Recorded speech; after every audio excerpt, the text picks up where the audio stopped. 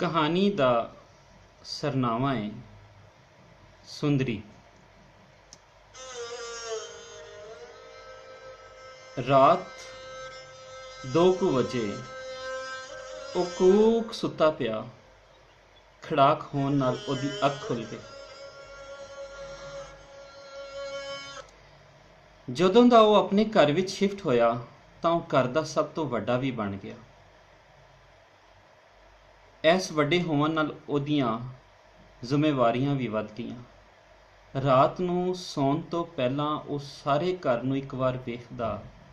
ਖਿੜਕੀਆਂ ਨੂੰ ਬੰਦ ਕਰਕੇ ਉਹ ਕੁਝ ਦਰਵਾਜ਼ਿਆਂ ਨੂੰ ਤਾਲੇ ਲਾਉਂਦਾ ਤੇ ਮੇਨ ਗੇਟ ਦਾ ਖਾਸ ਤਾਲਾ ਵੀ ਬੰਦ ਕਰਕੇ ਚਾਬੀ ਆਪਣੇ ਕੋਲ ਹੀ ਰੱਖ ਲੈਂਦਾ।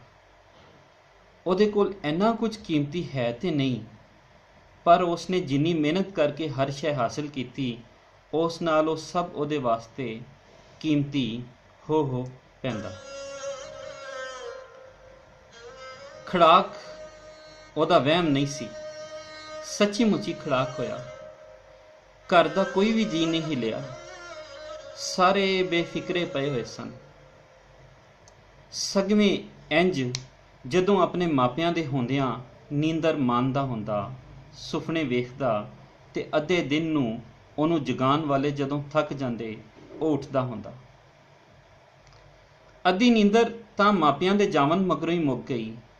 ਬਾਕੀ ਅੱਧੀ ਜ਼ਿੰਮੇਵਾਰੀਆਂ ਨੇ ਉਦੋਂ ਕਟਾਈ ਜਦੋਂ ਉਸਨੇ ਇਸ ਕਲੋਨੀ ਵਿੱਚ ਆਪਣਾ ਨਵਾਂ ਘਰ ਕਿਰਾਏ ਤੇ ਲਿਆ ਤੇ ਆਪਣਾ ਪੁਰਾਣਾ ਘਰ ਨਿੱਕੇ ਭਰਾ ਨੂੰ ਹੀ ਦੇ ਆਇਆ। ਉਹ ਨਿੱਕਾ ਭਰਾ ਥੱਲੜੇ ਪੋਰਸ਼ਨ ਵਿੱਚ ਰਹਿੰਦਾ ਸੀ, ਇਸ ਲਈ ਮੇਨ ਗੇਟ ਉਹ ਹੀ ਬੰਦ ਕਰਦਾ ਤੇ ਪੌੜੀਆਂ ਵਿਚਲਾ ਬੂਹਾ ਇਹ ਸ਼ਾਮੋ ਸ਼ਾਮੀ ਬੰਦ ਕਰਕੇ ਨਿਸਲ ਹੋ ਜਾਂਦਾ।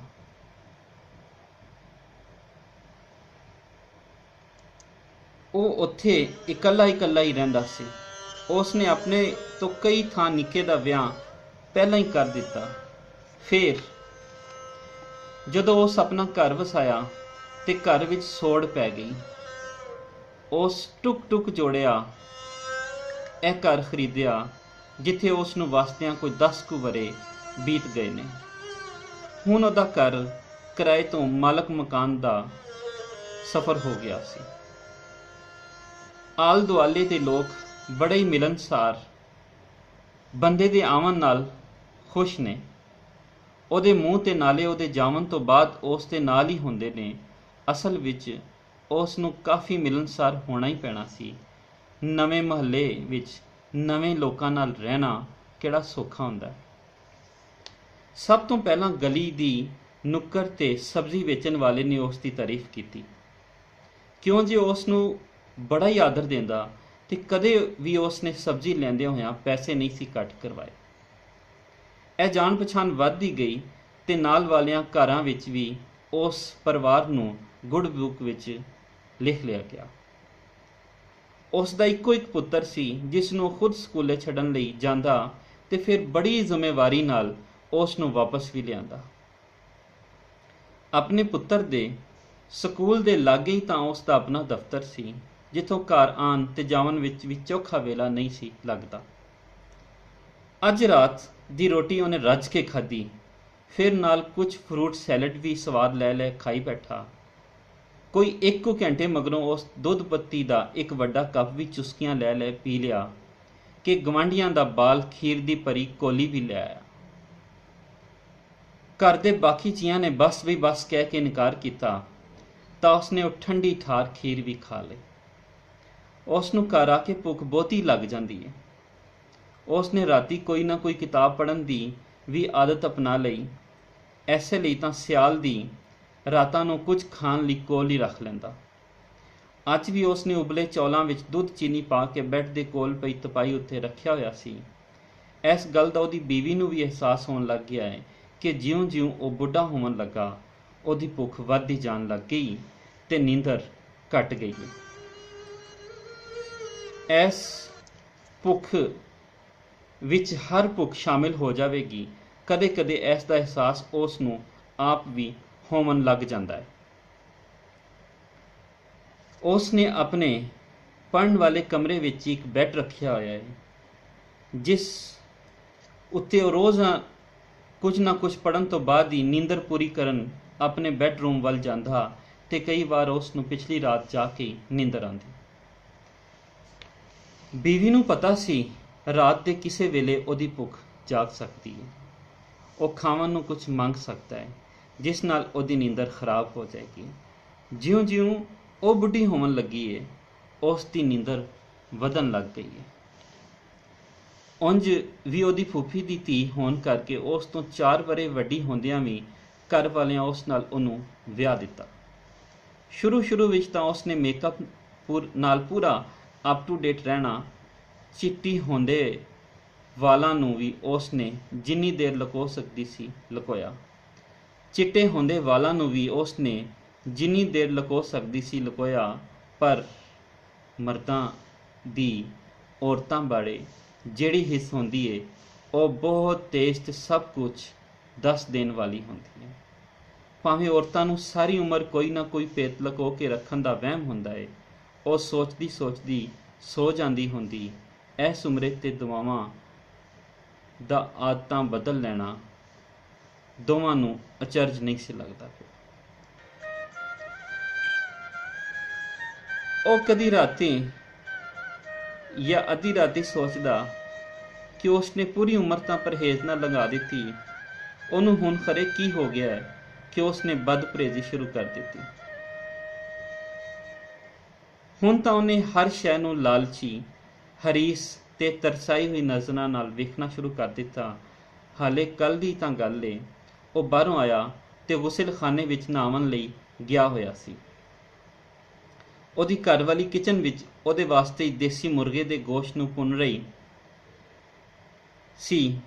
ਗੁਆਂਢੀਆਂ ਦੀ ਨੂੰਹ ਉਹਨਾਂ ਦੇ ਘਰ ਕੋਈ ਕੰਮ ਆਈ ਤਾਂ ਉਹ ਉਸ ਨੂੰ ਆਖਣ ਲੱਗੀ ਕਿ ਆਪਣੇ ਬੰਦੇ ਕੋਲੋਂ ਦੁਪੱਟੇ ਪੀਕੋ ਕਰਵਾ ਦੇ, ਕਿਉਂ ਜੇ ਉਹਦਾ ਬੰਦਾ ਇਹੋ ਕੰਮ ਕਰਦਾ ਹੈ। ਉਹ ਕੋਈ ਪੀਕੋ ਕਰਵਾਉਣ ਵਾਲੇ ਦੁਪੱਟੇ ਵੇਖਣ ਨੂੰ ਅੰਦਰ ਹੀ ਉਹਦੀ ਬੀਵੀ ਦੇ ਪਿੱਛੇ ਆ ਵੜੀ।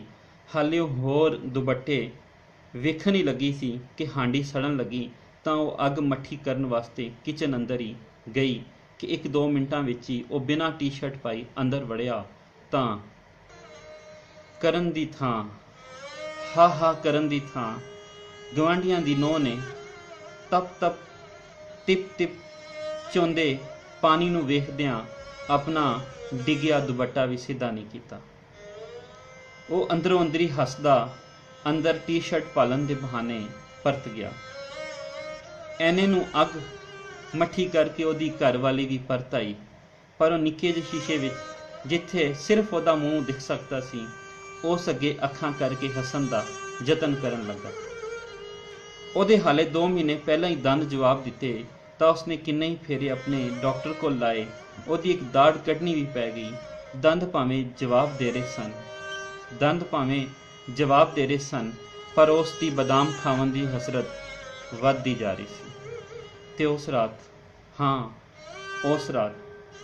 ਖੜਾਕ ਸੁਣ ਕੇ ਉੱਠ ਪਿਆ। ਅੱਧ ਖੁੱਲੀਆਂ ਅੱਧ ਮੁੰਦੀਆਂ ਅੱਖਾਂ ਨਾਲ ਉਹ ਕੀ ਵੇਖਦਾ ਏ? ਇੱਕ ਦੁੱਧ ਚਿੱਟੀ ਡਾਢੀ ਸੋਹਣੀ ਬਿੱਲੀ ਮੇਜ਼ ਉੱਤੇ ਚੜੀ ਹੋਈ ਹੈ ਤੇ ਦੁੱਧ ਚੌਲ ਨਾਲ ਭਰੇ ਕੋਲੇ ਵੱਲ ਵੱਧ ਰਹੀ ਹੈ। ਜਿਹੜੀ ਸ਼ੈ ਦੀ ਭੁੱਖ ਹੋਵੇ ਸਭ ਇਨਸਾਨ ਕੀ ਜਨੌਰ ਸਾਰੀਆਂ ਪਾਬੰਦੀਆਂ ਤੋੜ ਕੇ ਉਹ ਸ਼ੈ ਹਾਸਲ ਕਰਨ ਦੀ ਪੂਰੀ ਕੋਸ਼ਿਸ਼ ਕਰਦੇ ਨੇ। ਗੱਲ ਸਿਰਫ ਭੁੱਖ ਦੀ ਸ਼ਿੱਦਤ ਨਾਲ ਹੈ। ਬਿੱਲੀ ਪਤਾ ਨਹੀਂ ਕਿੱਥੋਂ ਦੀ ਸੀ ਤੇ ਕਿੰਨੀ ਦੂਰ ਸੀ। ਜਦ ਉਹਨੂੰ ਦੁੱਧ ਚੌਲਾਂ ਦੀ ਖੁਸ਼ਬੂ ਆਈ ਤਾਂ ਉਹ ਚੁੱਪ-ਚੁਪੀਤੇ ਕਮਰੇ ਵਿੱਚ ਵੜ ਆਈ ਹੋਣੀ। ਇਸ ਦੇ ਹੁਸਨ ਨੇ ਜਿਵੇਂ ਉਸ ਨੂੰ ਇੱਕ ਲਮਹੇ ਲਈ ਕੇਲ ਲਿਆ। ਉਹ ਬਿਨਾਂ ਹਿਲੇ ਬੈਠਾ ਬਿੱਲੀ ਵੱਲ ਵੇਖਣ ਲੱਗਾ। ਬਿੱਲੀ ਨੂੰ ਵੀ ਜਿਉਂ ਖਤਰਾ ਮਹਿਸੂਸ ਹੋਣ ਲੱਗਾ ਤਾਂ ਉਸਨੇ ਉਹਦੇ ਵੱਲ ਵੇਖਿਆ। ਅਗਲੇ ਲਮਹੇ ਉਹ ਛਲਾਂਗ ਮਾਰ ਕੇ ਦਰਵਾਜ਼ੇ ਕੋਲ ਜਾ ਖਲੋਤੀ। ਸ਼ਾਇਦ ਉਸਨੇ ਪਹਿਲਾਂ ਇੰਨਾ ਸਫ਼ਰ ਛਲਾਂਗ ਮਾਰ ਕੇ ਨਹੀਂ ਤੈਅ ਕੀਤਾ ਹੋਣਾ। ਉਹ ਦਰਵਾਜ਼ੇ ਦੇ ਥੱਲਿਓਂ ਦੀ ਇੱਕ ਵਿਰਲ ਜਿਹੀ ਵਿੱਚੋਂ ਬਾਹਰ ਨੂੰ ਨਿਕਲੀ। ਉਸ ਨੂੰ ਪਛਤਾਵੇ ਨੇ ਘੇਰ ਲਿਆ।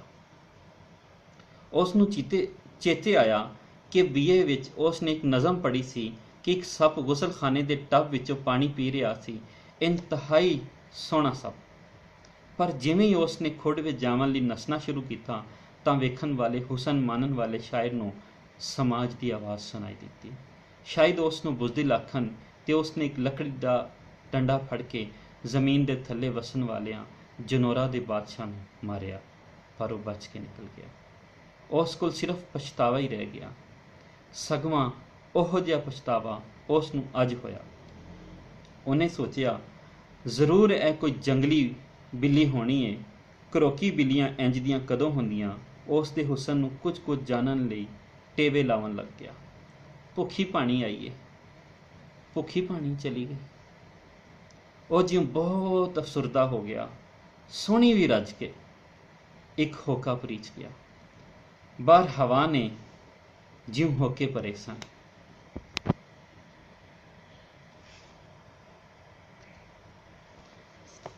ਅੰਦਰ ਉਹ ਪੂਰਾ ਜਾਗਿਆ। ਛੂਹਣ ਤੋਂ ਬਗੈਰ ਹੀ ਲੱਗਦਾ ਪਿਆ ਸੀ ਕਿ ਉਹ ਰੂਹ ਦਾ ਗੋਲਾ ਹੈ।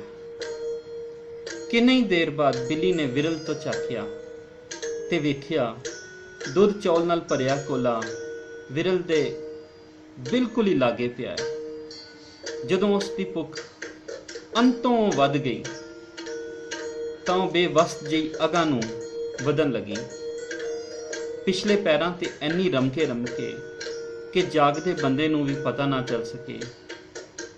ਇਸ ਵੇਲੇ ਉਹ ਹਰ ਕਿਸਮ ਦੀ ਪਾਬੰਦੀ ਤੋੜ ਸਕਦੀ ਸੀ, ਕਿਉਂਕਿ ਭੁੱਖ ਨੇ ਉਸ ਨੂੰ ਹਰ ਕਿਸਮ ਦੀਆਂ ਜ਼ੰਜੀਰਾਂ ਤੋਂ ਜਿਵੇਂ ਕੈਦ ਕਰ ਲਿਆ ਹੋਵੇ।